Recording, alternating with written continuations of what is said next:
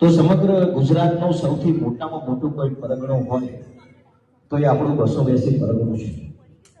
આ 282 પરગણું નામે બહુ મોટું છે, પણ વર્ષો વીતી જાય છે, આપણે મળી નથી શકતા.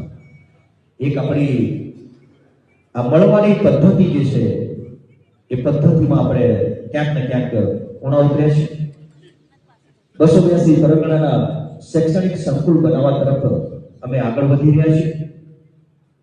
સ્વેચ્છાએ જોડાયેલ વર્ગ અને શિક્ષણનું મહત્વ જે લોકો સમજી શકે છે એ દરેક વ્યક્તિ અંતરથી અમને સાથ અને સહકાર આપી રહ્યું છે. શિક્ષણ એટલે બાબા સાહેબ આંબેડકરે પણ કીધું છે કે હું જ્યારે નાનો હતો અને મારે ચોપડા લાવવા હોય તો મારા પિતાજી પાસે પૈસા ના હોય તો પણ એ મારી મોટી બેન પાસે જતા.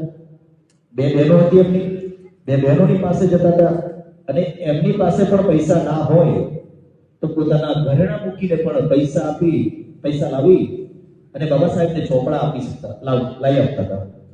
આટલી પરિસ્થિતિ જો એમણે વેઠી આજે આપણને સૂત અને બૂટ ઉપર લાવ્યા હોય અને જો ફરી આપણે શિક્ષણને જો મહત્વ નહીં આપીએ તો ફરી આપણે ક્યાંક ને ક્યાંક પાછળ ત્યાં રહી જઈશું.